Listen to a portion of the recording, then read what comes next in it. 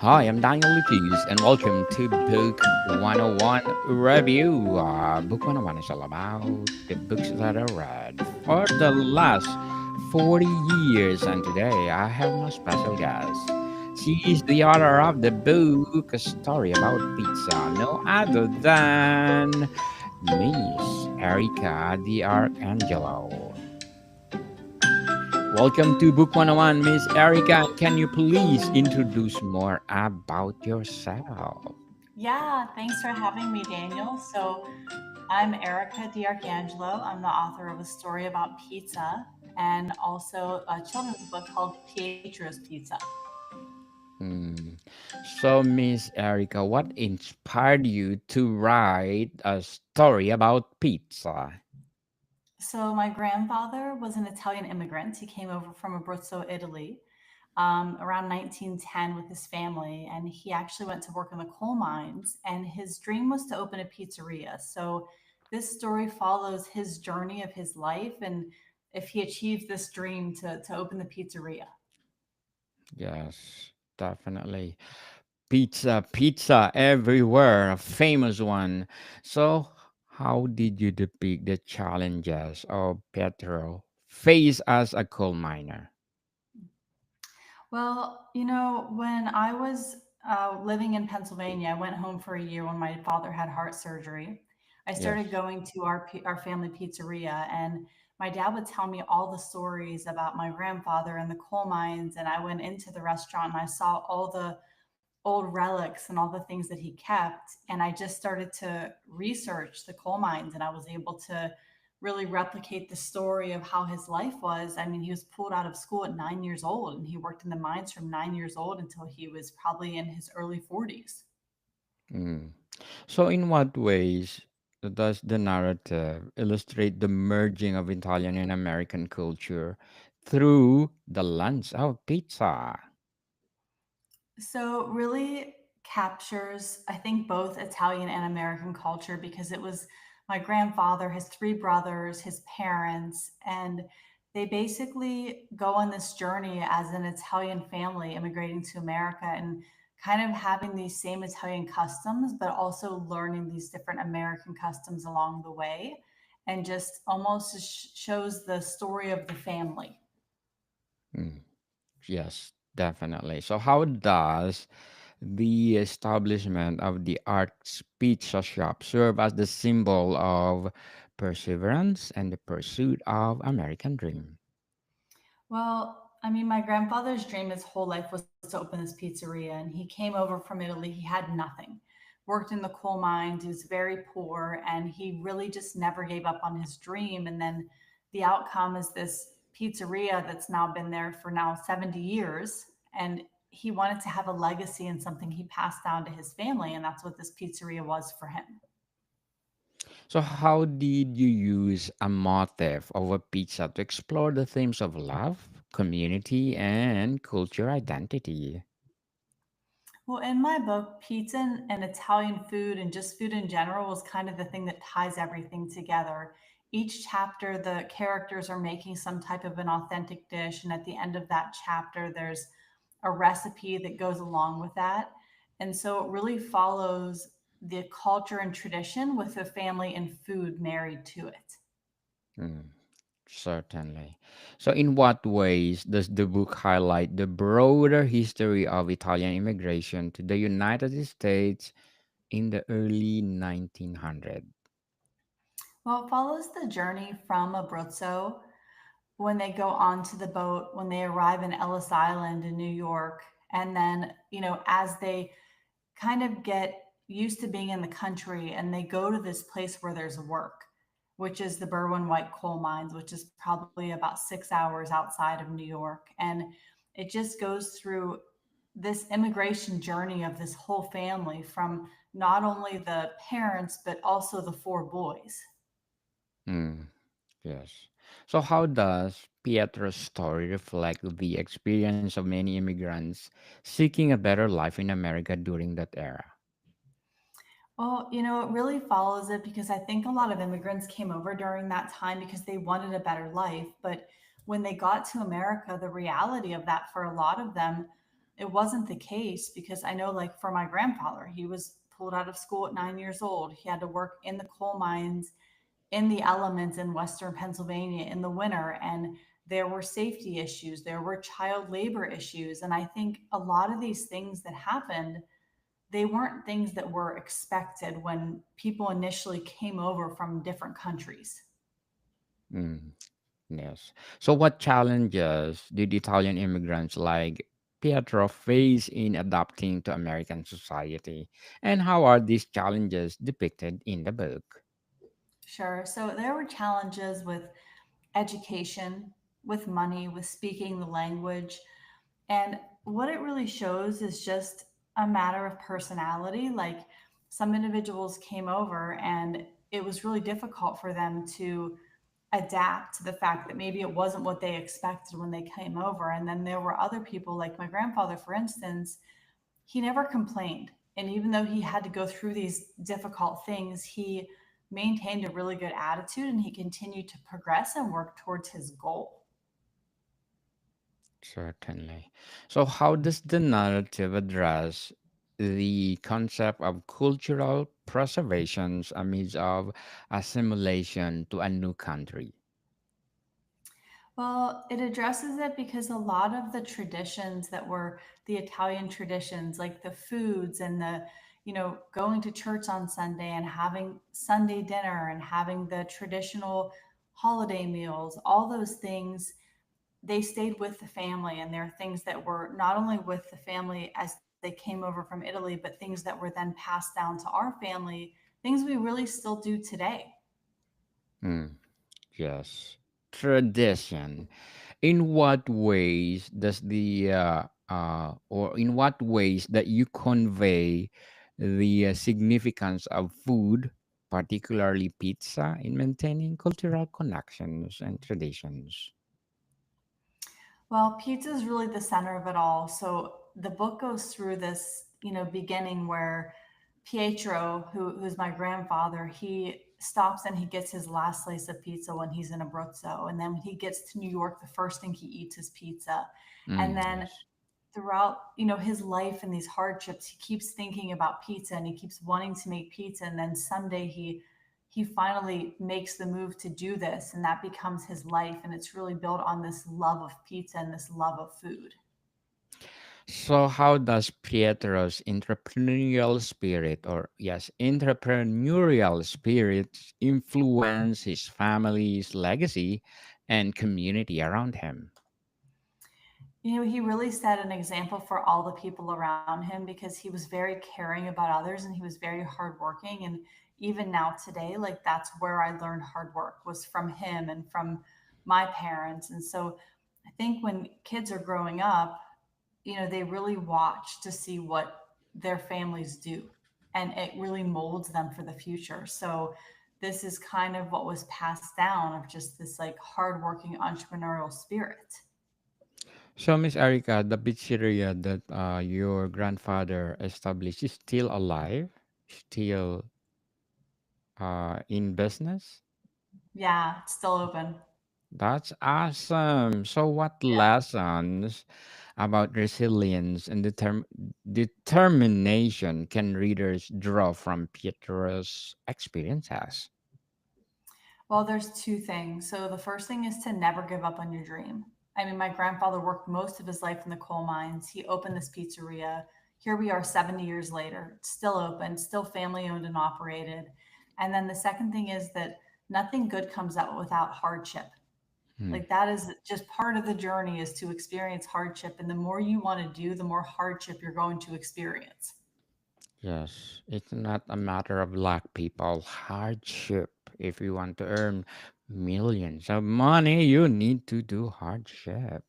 So, how did you incorporate historical context to enhance the reader's understanding of the immigrant experience? So I wrote the book. I outlined the historical timeline of the time that my grandfather came over, or when he was born, and then when he came over to America, and then, kind of the age. And then he opened up the pizzeria. He actually bought the building in 1955. He opened up a Italian market. Then 1960, he opened up the pizzeria and passed away around 1999, and he was, I think, 84 years old when he passed away. Oh. So, in what ways does the story celebrate the contributions of Italian American to American culture and society? So, really celebrates the contributions through food. For example, they're right before they open the market, my grandmother and my great grandmother, they would set up a little market station and they would bake bread and they would sell different Italian foods. And then when the market opened, they would bake different things. And even after opening the pizzeria, it was just like this celebration of family and community through food, which has lasted even to now. Because even now, we still have the pizzeria. My mom, she owns a jam business. We still make the homemade bread. So all these traditions still happen today. Mm, awesome. Tradition. So, Miss Erica, what would be your advice for those people out there who want to write their own story? I would say the first thing that start with is really organizing your story in an outline. But there's also a marketing aspect of writing where you have to establish yourself as an author. And that was one thing. I did this after the fact of writing my book, but if I had to do it over again, probably a year before I published my book, I would have been starting to establish myself as an author because marketing is a big part of how you sell books. Yes. Like there's so many authors, they put books out and they're amazing books, but they can't put them in people's hands because the marketing is missing. Yes, that's true. It's easy to produce book, but marketing is so hard. That's why Book 101 Review is here, especially for indie authors. So, how does the depiction of the Ark's Pizza Shop serve as the microcosm of the immigrant pursuit of success and acceptance? Well, Diar's Pizza was, open, founded by Italian immigrants and passed down through generations through family. So it definitely encompasses the culture of immigration where somebody comes into a new country. And I mean, we have 70,000 family owned pizzerias in America. And all of these individuals, their families, they came from somewhere. Mm, yes, definitely. So, Miss Erica, what would be your short-term and long-term goals in writing? So my short-term goals are to finish publishing my children's series, which is going to be the 12 books. And I have one book out and another book that will be out probably in the next 3 months. And then my long-term goal is to get my novel finished and get my novel launched. But I also have a pizza podcast. So that's it's ongoing short term. And I interview family owned pizzerias and just, pizza reviewers and people who are professionals and experts in Italian culture.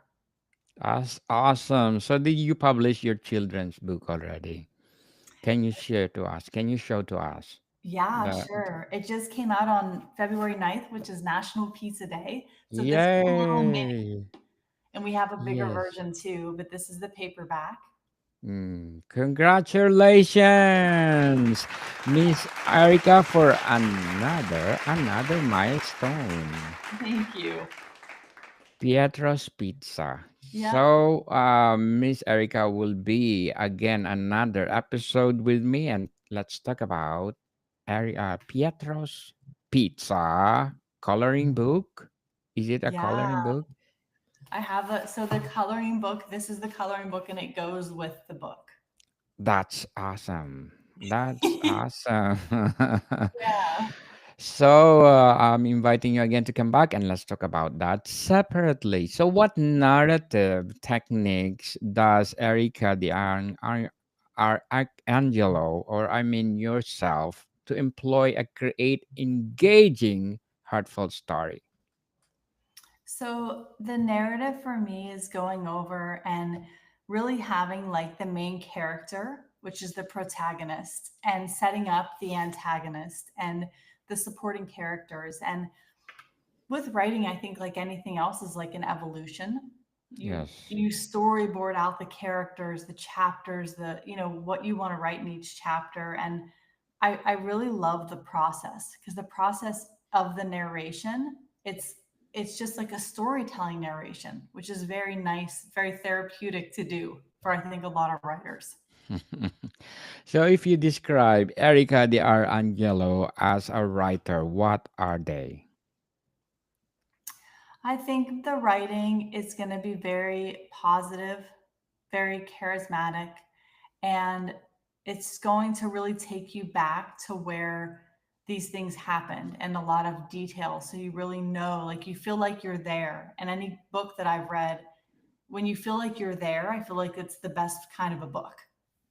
Yes, certainly. Excellent book for sure.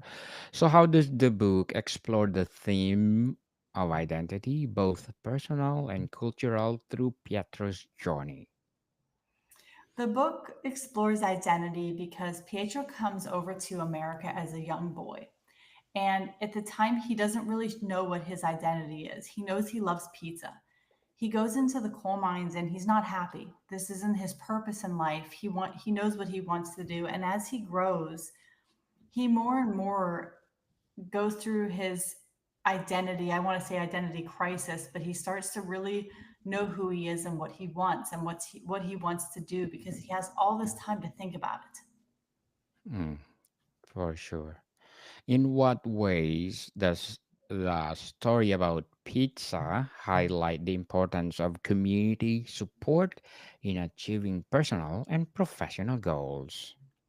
Well, a story about pizza, it really relies on the community because DR's Pizza in Wimber opened up in 1960, and the same families have supported that business for 65, 70 years. And the grandson, the granddaughter of the initial person who would come into the shop, they still come in there, and it's just been through generations of the community, who a lot of them are also immigrants from Abruzzo, Italy. Hmm. So, Miss Erica, before we wrap up our discussion, I'm inviting you to please do listen to my other podcast, Food 101, in its fifth season, people. Fifth season with my co host, Chef Alessandro Panantoni, one of the specialty chef in one of the five-star hotel in downtown Toronto. Please do listen to our latest episode. We talk about, or we're reading all the letter senders that our listeners giving us all over the world. So please do listen, Food 101. So, Miss Erica, how does a story about pizza inspire readers to reflect on their own cultural heritage and a universal quest for belongings? So, the story about pizza does this because it follows a man who is an immigrant and he comes from somewhere, and every person has their own story of where their families came from, of the traditions, of the culture that they were brought up with, and then keeping those things alive. So, no matter where you're from, that message can resonate with you. Yes. Miss Erica the Arcangelo, thank you so much for sharing your talents to the world. And I'm looking forward for our next episode. Let's talk about your children's book. So can you please invite our listeners to support all your books? Yeah, absolutely. So you can find everything by searching for a story about pizza. You can go to a storyaboutpizza.com or anywhere on social media. It's just a story about pizza. Story about pizza. Yes, let's support Miss Erica the Arcangelo because if you support her, more empowering pizza to come. So, Miss Erica, thank you for your time. Thank you, Daniel. More to come, people. See you soon.